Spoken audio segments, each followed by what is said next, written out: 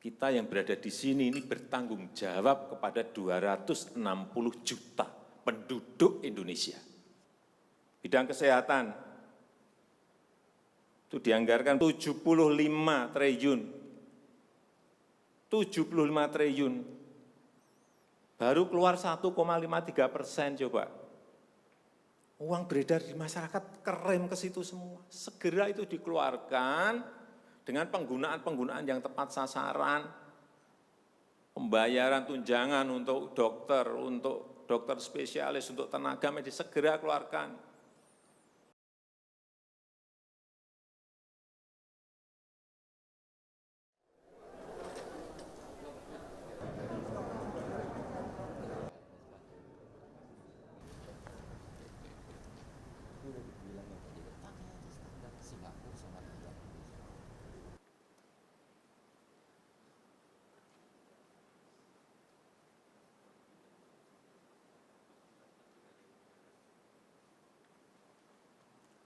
Bismillahirrahmanirrahim. Assalamualaikum warahmatullahi wabarakatuh. Selamat pagi, salam sejahtera bagi kita semuanya. Om Swastiastu, Namo Buddhaya, salam kebajikan. Yang saya hormati Bapak Wakil Presiden, para Menko, para Menteri, yang saya hormati seluruh ketua dan pimpinan lembaga yang hadir, yang tidak bisa saya sebut satu persatu. Bapak Ibu sekalian yang saya hormati,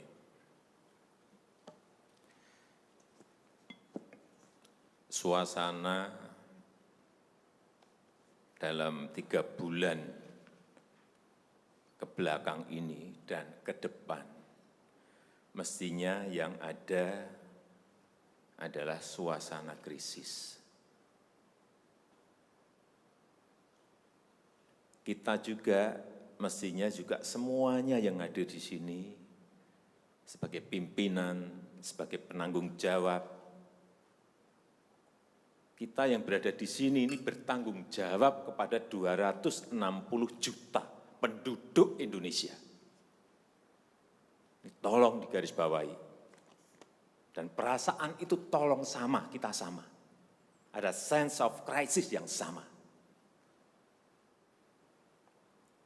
Hati-hati, OECD terakhir sehari 2 hari yang lalu menyampaikan bahwa growth, pertumbuhan ekonomi dunia terkontraksi 6, bisa sampai ke 7,6%, 6 sampai 7,6% minusnya.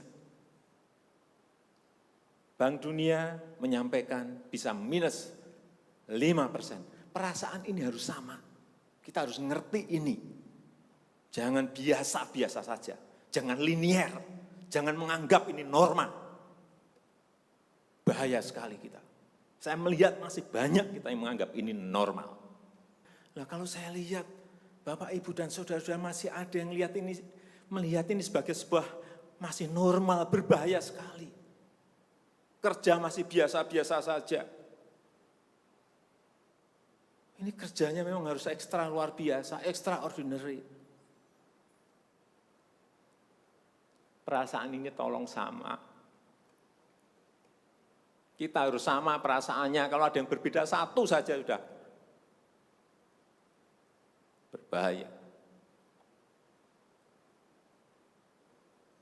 Jadi tindakan-tindakan kita, keputusan-keputusan kita, kebijakan-kebijakan kita, suasana adalah harus suasana krisis. Jangan kebijakan yang biasa-biasa saja, menganggap ini sebuah kenormalan. Apa-apaan ini? Mestinya suasana itu ada semuanya.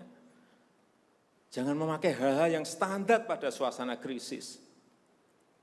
Manajemen krisis sudah berbeda semuanya mestinya. Kalau perlu kebijakan perpu, ya perpu saya keluarkan. Kalau perlu perpres saya keluarkan. Kalau saudara-saudara punya peraturan Menteri Keuangan, keluarkan untuk menangani negara, tanggung jawab kita kepada 267 juta rakyat kita.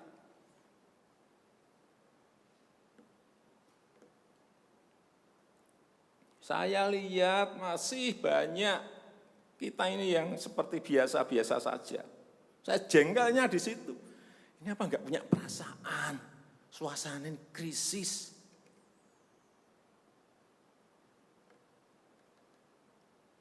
Yang kedua, saya peringatkan belanja-belanja di kementerian. Saya lihat laporan masih biasa-biasa saja.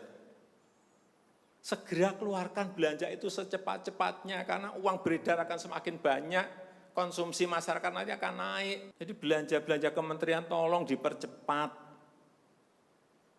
Sekali lagi, jangan menganggap ini biasa-biasa saja. Percepat, kalau ada hambatan keluarkan peraturan menterinya agar cepat. Kalau perlu perpres, keluarkan perpresnya. Untuk pemulihan ekonomi nasional misalnya saya berikan contoh. Bidang kesehatan, itu dianggarkan 75 triliun. 75 triliun. Baru keluar 1,53% coba. Uang beredar di masyarakat kerem ke situ semua. Segera itu dikeluarkan dengan penggunaan-penggunaan yang tepat sasaran, sehingga men-trigger ekonomi. Pembayaran tunjangan untuk dokter spesialis, untuk tenaga medis segera keluarkan. Belanja-belanja untuk peralatan segera keluarkan. Ini sudah disediakan 70-an triliun seperti itu. Bansos yang ditunggu masyarakat segera keluarkan. Kalau ada masalah, lakukan tindakan-tindakan lapangan. Meskipun sudah lumayan, tapi baru lumayan. Ini extraordinary. Harusnya 100%. Di bidang ekonomi juga sama. Segera stimulus ekonomi bisa masuk ke usaha kecil, usaha mikro. Mereka nunggu semuanya. Jangan biarkan mereka mati dulu baru kita bantu, nggak ada artinya.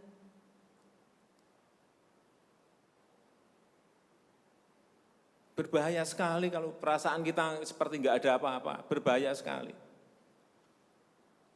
Usaha mikro, usaha kecil, usaha menengah, usaha gede, perbankan, semuanya yang berkaitan dengan ekonomi manufaktur, industri, terutama yang padat karya, beri prioritas pada mereka supaya enggak ada PHK. Jangan sudah PHK gede-gedean, duit rupiah pun belum masuk ke stimulus ekonomi kita. Hanya gara-gara urusan peraturan. Ini extraordinary. Saya harus ngomong apa adanya, enggak ada progres. Yang signifikan enggak ada.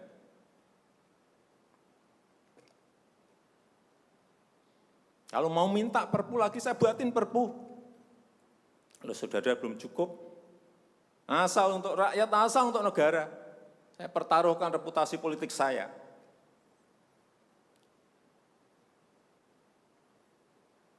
Sekali lagi tolong ini betul-betul dirasakan kita semuanya. Jangan sampai ada hal yang justru mengganggu. Sekali lagi, langkah-langkah extraordinary ini betul-betul harus kita lakukan. Dan saya membuka yang namanya langkah, entah langkah-langkah politik, entah langkah-langkah kepemerintahan akan saya buka.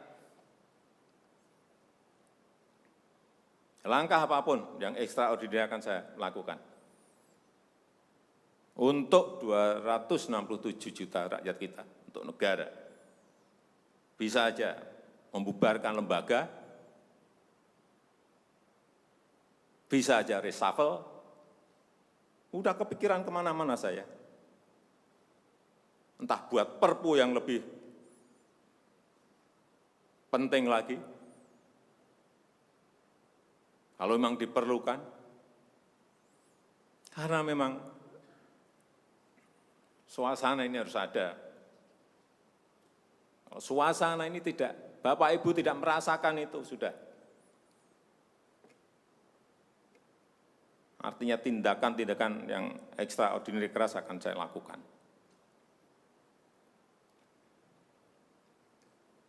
Saya rasa itu yang bisa saya sampaikan pada kesempatan yang baik ini.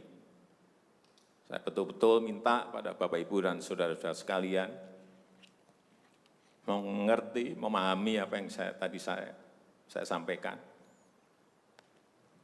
Kerja keras dalam suasana seperti ini sangat diperlukan. Kecepatan dalam suasana seperti ini sangat diperlukan. Tindakan-tindakan di luar standar saat ini sangat diperlukan dalam manajemen krisis. Kalau sekali lagi, kalau payung hukum masih diperlukan, saya akan siapkan. Saya rasa itu yang bisa saya sampaikan. Terima kasih. Assalamualaikum warahmatullahi wabarakatuh.